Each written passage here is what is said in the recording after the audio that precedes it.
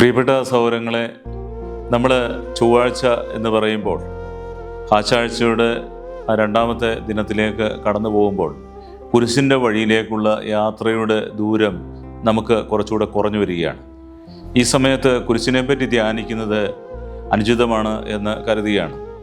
കുരിശ് എന്ന് പറയുന്നത് ഐക്കിട്ടൊരു വെട്ട് കിട്ടുമ്പോഴാണ് കുരിശ് ഉണ്ടാകുന്നത്. ഞാനെന്ന ഭാവം, ഞാനെന്ന ഭാവത്തിന് വെട്ട് കിട്ടുമ്പോൾ മാത്രമേ കുരിശുണ്ടാകത്തുള്ളൂ. കർത്താവ് അതുകൊണ്ടാവാം നമ്മളോട് പറഞ്ഞിരിക്കുന്നത്, നീ നിന്റെ കുരിശും വഹിച്ചുകൊണ്ട് എൻ്റെ പിന്നാലെ വരിക എന്ന് പറയുമ്പോൾ നിൻ്റെ അഹമെന്ന ഭാവം നീ മാറ്റിയിട്ട് നീ എന്നോട് ചേർന്ന് നിൽക്കുക എന്ന ആ ഒരു വിചാരധാര നമ്മുടെ മുമ്പിലേക്ക് ഒരുക്കി തരുന്നത്. നമ്മുടെ കർത്താവിൻ്റെ ആ ഒരു കാഴ്ചപ്പാട് എന്ന് പറയുന്നത്, അവന് വാളിൻ്റെ വായ്ത്തല കൊണ്ട് ലോകം വെട്ടിപ്പിടിക്കുവാനായിട്ട് ഇറങ്ങിയവല്ല. സ്നേഹത്തിൻ്റെ മുദ്രണം കൊണ്ട് സർവ്വരെയും കൂട്ടിച്ചേർത്തുകൊണ്ട് നീ എൻ്റെ പൊന്നോമനയാണ് എന്ന് പറയുന്നവനാണ് നമ്മുടെ ദൈവം. അവൻ്റെ കൂട്ടത്തിൽ വന്നവർ എല്ലാവരും ശ്രദ്ധേയരായ ആളുകളോ സമൂഹം ഏറെ മാനിച്ചിരുന്ന ആളുകളായിരുന്നില്ല. അതിലെ ഓരോ വ്യക്തിയും വ്യത്യസ്തരായിരുന്നു. മത്തായിയുടെ സ്വഭാവമായിരുന്നില്ല യോഹന്നാൻ്റെ സ്വഭാവമായിരുന്നില്ല പത്രോസിൻ്റേത്. പക്ഷേ ഇവരുടെ എല്ലാം പ്രത്യേകത, ഇവരെ എല്ലാവരെയും ഒരുമിച്ച് കൂട്ടിക്കൊണ്ട് നടക്കാൻ യേശുക്രിസ്തുവിന് കഴിഞ്ഞു എന്നുള്ളതാണ് യേശുക്രിസ്തുവിലെ സുവിശേഷം. അതായത് എല്ലാവർക്കും കർത്താവിൻ്റെ മനസ്സിൽ ഒരിടമുണ്ടായിരുന്നു.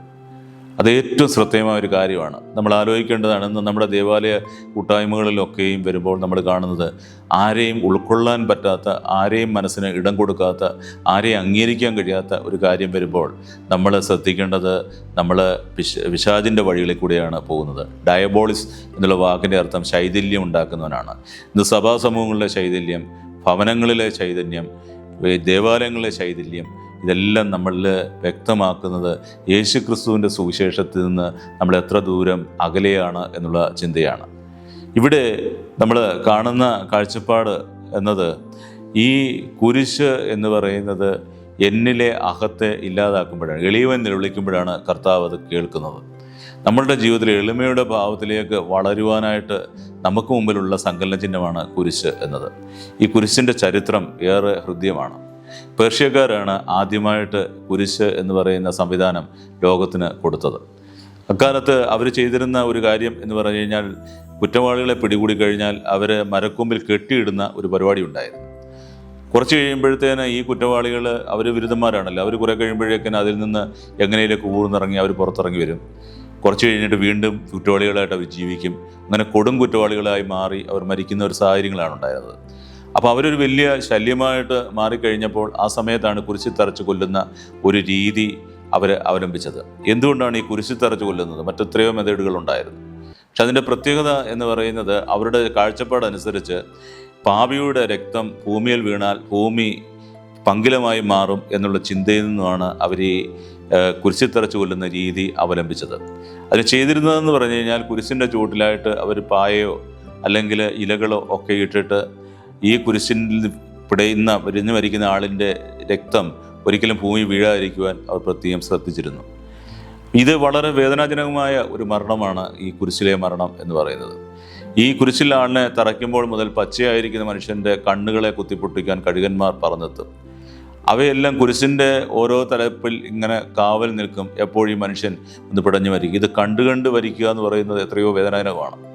അങ്ങനെ കുറേ കഴിയുമ്പോഴേക്കും ഈ മനുഷ്യൻ്റെ ശരീരത്തിൻ്റെ മാംസവും എല്ലാം ഊർന്ന് ഈ മനുഷ്യൻ ഈ ഭൂമിയിലേക്ക് അസ്ഥികൂടമായിട്ട് പതിച്ചു കഴിയുമ്പോൾ ആ ഭാഗങ്ങളെല്ലാം കൂടി എടുത്തിട്ട് കത്തിച്ച് കളയുമ്പോൾ ഭൂമി ശുദ്ധമായി എന്നായിരുന്നു അവരെല്ലാം വിശ്വസിച്ച് പോന്നിരുന്നത്. നമ്മുടെ ജീവിതയാത്രയിൽ നമ്മൾ ശ്രദ്ധിക്കുന്ന ഒരു കാര്യമെന്ന് പറഞ്ഞു കഴിഞ്ഞാൽ, അക്കാലത്ത് കുരിശ് എന്ന് പറയുന്ന ശാപത്തിൻ്റെ അടയാളമാണെങ്കിൽ, ആ ശാപത്തിൻ്റെ അടയാളത്തിലേക്ക് എപ്പോൾ യേശുക്രിസ്തു ചേർന്നോ അന്ന് മുതൽ അത് രക്ഷയുടെ അടയാളമായിട്ട് മാറി. നമ്മൾ ഓരോ ദുഃഖവെള്ളിയാഴ്ചയിലും നമ്മൾ കുരിശ് മുമ്പിൽ കൊണ്ടുകൊണ്ട് നമ്മൾ ഹൃദയം തകർന്ന് ദൈവത്തിൻ്റെ ദർശനെ പ്രാർത്ഥിക്കുന്ന ഒരു പാട്ടുണ്ട്. രക്ഷാ തന്ന ശ്ലീബായെ നമിച്ചിടുന്നു, നിന്നാഗമനെ ഓർക്കേണം എന്നെ നാഥ, ഏവം കള്ളഞ്ചൊന്ന പോലെ യാചിക്കുന്നേൻ. പ്രിയപ്പെട്ട സഹോദരങ്ങളെ, കുരിശ് രക്ഷയുടെ അടയാളമായിട്ട് മാറിയത് അന്ന് മുതലാണ്. നമുക്ക് കുരിശൊരു പാഠപുസ്തകമാണ്. യേശുക്രിസ്തു എപ്പോൾ ചേരുന്നോ അന്ന് മുതൽ നമ്മുടെ ജീവിതം മാറും. പാവനിയായ സ്ത്രീ പാദപീഠത്തിലിരുന്ന് കരഞ്ഞപ്പോൾ യേശുക്രിസ്തു എപ്പോൾ അവളുടെ ജീവിതത്തിലേക്ക് ചേർന്നോ അന്ന് മുതൽ സുവിശേഷം പ്രസംഗിക്കുന്നിടത്തെല്ലാം അവൾ ഓർക്കപ്പെടുവാൻ കാരണമായി. എപ്പോൾ പത്രോസ് എന്ന് പറയുന്ന മനുഷ്യൻ തിബെരിയാസ് കടൽത്തീരത്ത് തിരിച്ചു വന്നോ അപ്പോൾ മുതൽ സ്നേഹത്തിൻ്റെ തലത്തിൽ നിന്നുകൊണ്ട് നീ എന്നെ സ്നേഹിക്കുന്നുവോ എന്നുള്ളൊരു ചോദ്യമാണ് കർത്താവ് ഉയർത്തുന്നത്. ഈ കുരിശിനെ സ്നേഹിച്ച് ഈ കുരിശിൻ്റെ വഴികളിൽ കൂടെ നടന്ന് നീങ്ങി ബേത്ലഹേം തൊട്ട് കുരിശിൻ്റെ വഴി അപ്പത്തിൻ്റെ ഭവനത്തെ തുടങ്ങി അപ്പമായി മാറാനുള്ള യാത്രയും കുരിശിൻ്റെ വഴികളിലെ യാത്രയായിരുന്നു. കുരിശില്ലാതെ, സഹനങ്ങളില്ലാതെ നമ്മുടെ ജീവിതത്തിൽ കിരീടമില്ല.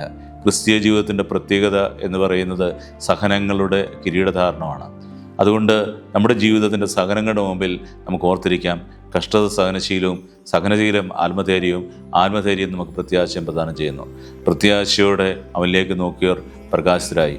ഒരു ചങ്ങാതി ഒരിക്കൽ പറഞ്ഞൊരു വാക്ക് ഞാൻ ഓർക്കാറുണ്ട്. നിങ്ങൾ ഒരു സ്ഥലത്ത് എന്തെങ്കിലും അഭിവൃദ്ധിയും നന്മയും കാണുന്നുണ്ടെങ്കിൽ നിങ്ങൾ തീർച്ചയായിട്ടും ആ ഭൂമി കുഴിച്ച് ചെല്ലുക. അവിടെ നിങ്ങൾ ഒരു മിഷണറിയുടെ അസ്ഥികൂടം കണ്ടെത്തും. ആമേൻ. ഇത് തന്നെയാണ് പറയാനായിട്ടുള്ളത്.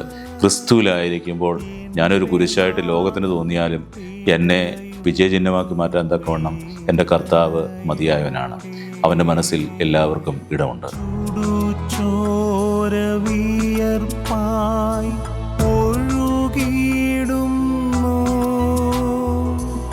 എൻ്റെ പാപം ഏറ്റെടുക്കാൻ